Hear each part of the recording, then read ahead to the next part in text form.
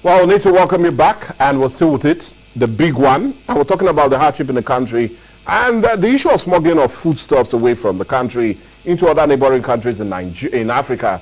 And what that seems to mean for a country that is already having 138 multi-dimensional poor persons and about having 24.5 million go hungry, adding to that group has been estimated by the World Food Programme just late last year, December to be precise. Well, that's what we're still having as a major discourse, looking at the impact, not just the impact, but the reason for the recent shift, rather than taking in, but rather being taken out. Well, anyway, all of that is what we're still looking at, and I still have no other person but Comrade Emeka Owokocha helping out with the discussion. But you do know we need to help ourselves, get some commercials and get it going. So let's go get message from our sponsors, and when we come back, more on the big story for today. Oh, yeah, follow the road, auto better quality. If you dey talk gas matter, oh, yeah, follow Benetta. Gas with the better quality, Benetta. Gas where they full rich man to Benetta. Home delivery, brother, na sharply. Benetta. For Benetta, gas no mago, Benetta. Get different type of gas cylinder. Benetta. I feel like that gas wey go last you well, na Benetta. Benetta now dogu Benetta gas service na dem dey run Benetta make you carry go for gas matter and home delivery. Make you wire Benetta gas plant for 080-6745-7890 and 080-5904-7722. Benetta gas plant, the tequile of gas matters.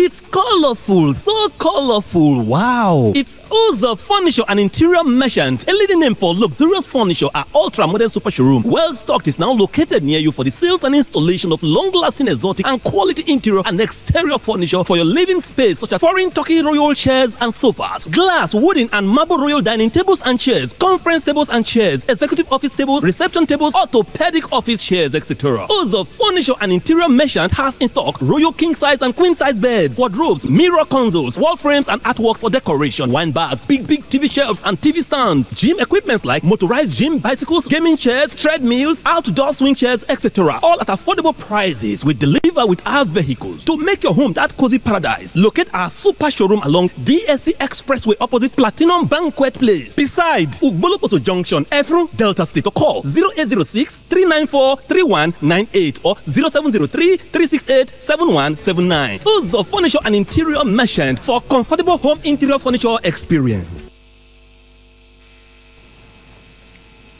Well, you need to experience it to understand that the country seems to be going through a difficult time at the moment.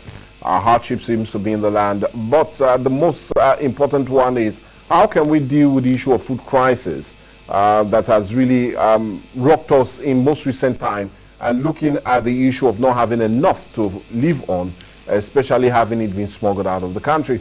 Well, that's what we're still looking at today on The Big Story. In case you're joining us, you missed the first half of The Big Story of today on Quest today.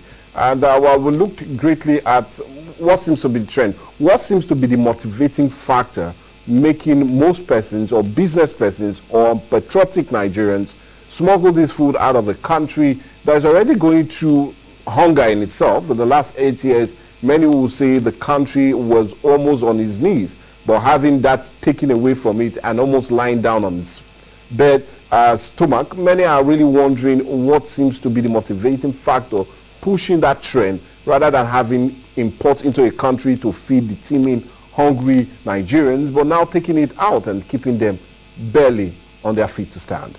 But I know we're still standing with it, and that's why we're still looking at it. Let's quickly come back to it, because with all I've said in my during my introduction, and now bringing it back a second half of the discussion, I'm only being forced to ask, should the blame be really put on the smugglers?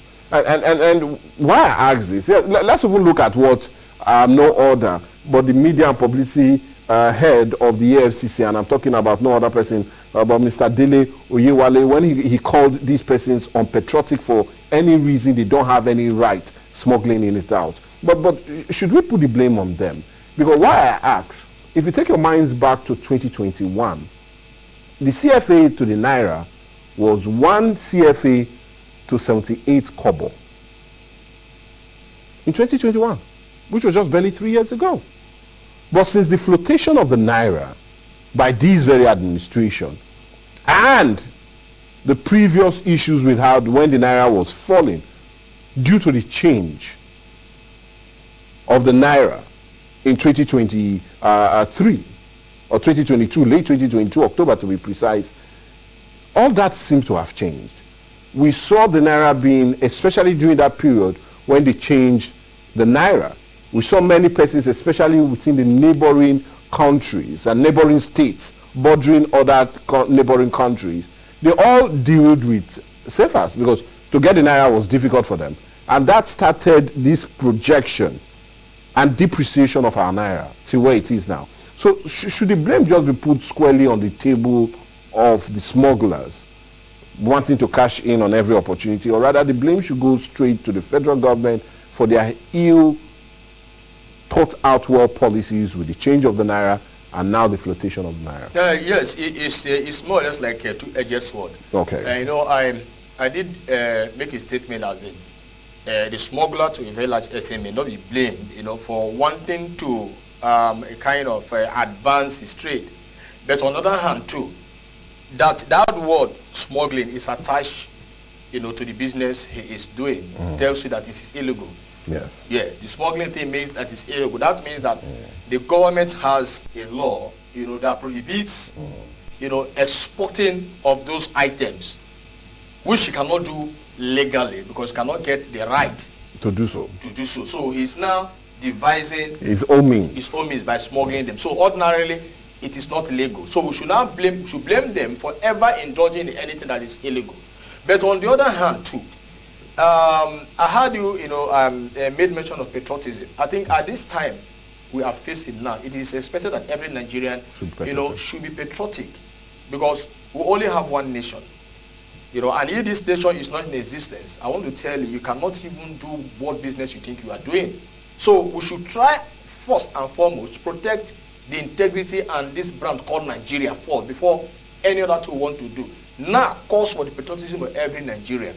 Now calls for, you know, the assistance of every Nigerian from every end to ensure that we solve this teething problem.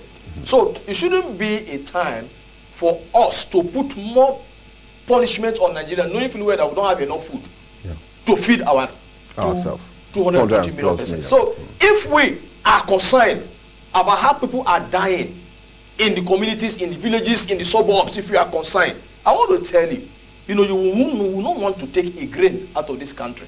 If we are actually concerned, that is where the patriotism have to come. Because national interest must supersede personal interest. That is when, if we are actually seeing ourselves as a people that believe in the entity called Nigeria. Because I want to tell you that in developed clients, people that understand what they are doing, their nation comes first. So Nigeria should be first before any other thing. So any person smuggling food, now I want to tell you, it is cutting, you know, the policies of the government to ensure that we tackle this problem. So the person should be treated as somebody who is anti the progress of this nation. But then, having said that, the security agencies will have to do their work, because these guys are not spirits. You know, these guys are not invisible. These guys are seeable.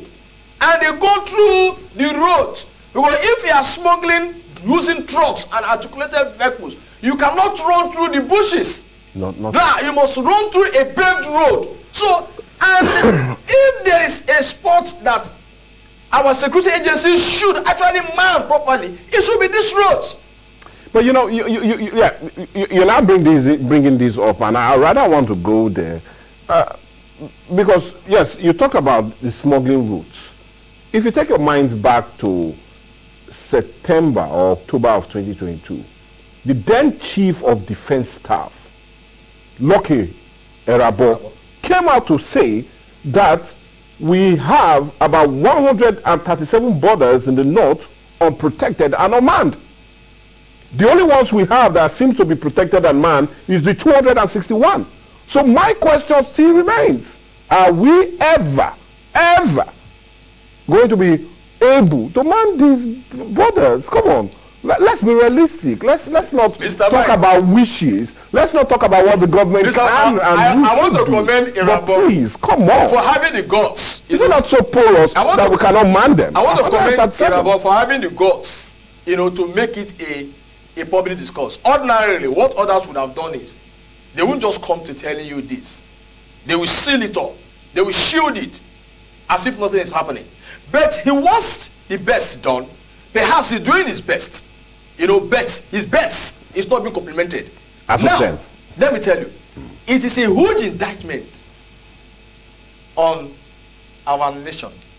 See, I have told you that the country is a sovereignty, right? The onus lies on the government to do what? To protect every bit of this country.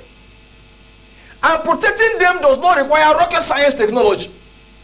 It requires having adequate number of custom men, adequate number of immigration officers, adequate number of police, adequate number of army, navy, as we may call it. Because we are talking about borders, both air, water, and land.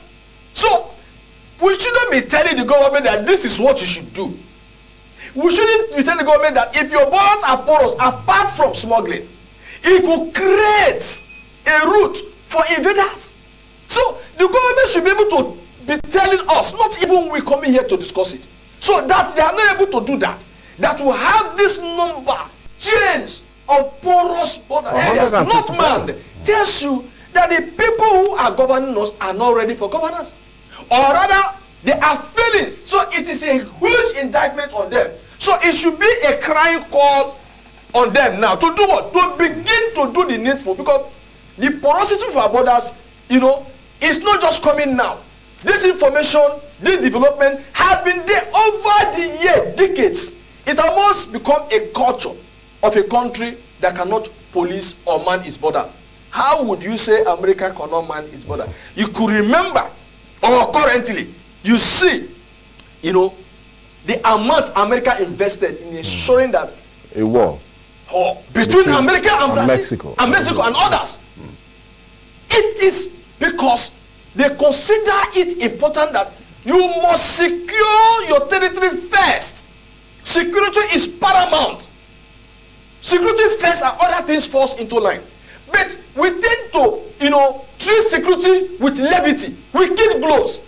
I don't really understand. So the problems have become so humongous, so overwhelming now that the country or the government is caught napping by the challenges that stare them in the face. So ordinarily, if we had been proactive, if we had been delivering good governance, we shouldn't be telling the government now that we have 100 whatever porous borders on man. Yeah, so the former chief of defense staff. So that is what I'm telling you.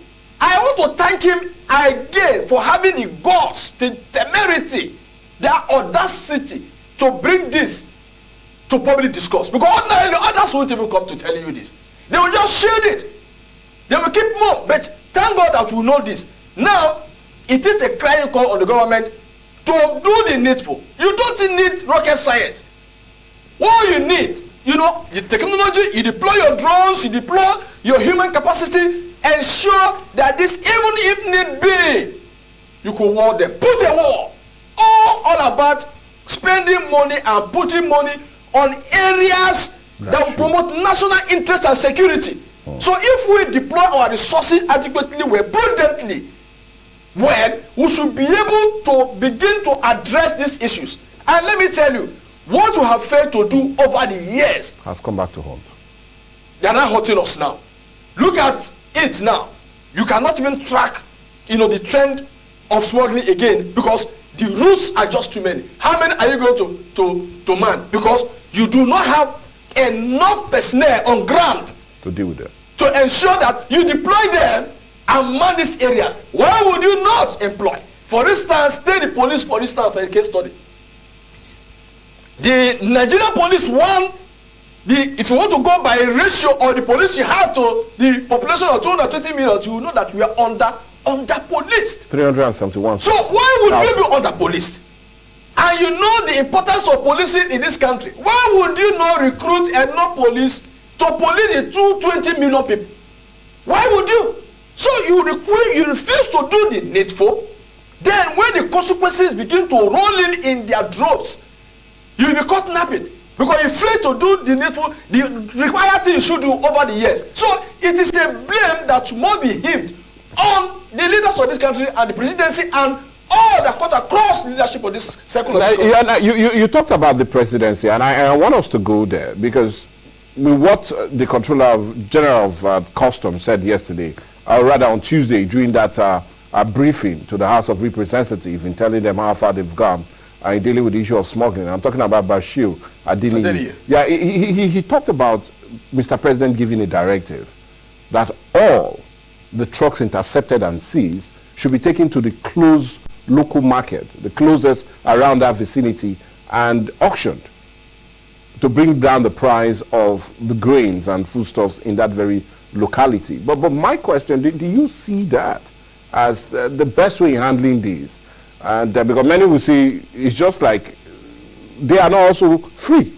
We're talking about those in the local markets, that they are the ones that tend to mobilize these goods that are being taken outside the country. So is it not like robbing Peter to pay Paul? But anyway, I just want your reaction to that directive of Mr. President. Yes, it's Can more or it less stop the problem? It's more or less like, you know, when goods are intercepted by customs or whoever, most times the directive is take them and burn them. Right? Most times. Yes. But we can't do that. Yes, in as much as the goods, you know, have been intercepted. They are contraband. Yeah. So that you had the guts, you know, to ever one thing, you know, to infringe on the laws of the land. So automatically, what happens to that goods when they are intercepted? You know, you don't have any right or claim over them anymore. So the direction of the president is quite good, but it is a one-off problem-solving, you know, formula. One-off. Haven't sold them as either auctioning or even giving them away free of charge. It could solve the problem for a just period of time within the community where these goods should be sold. But the lasting problem, the lasting solution too, is for the government to begin to think right about how to improve the agricultural sector of this country. We'll love to get that solution coming from you and how the government can do that. But that will come on the later part of the discussion. I'll plead with you to hold on. We need to go on a break again now. And when we come back, we'll continue our discussion as we look at the hardship in the land and looking at the issue of smuggling and what needs to be done to stem the tide. Let's go on a break.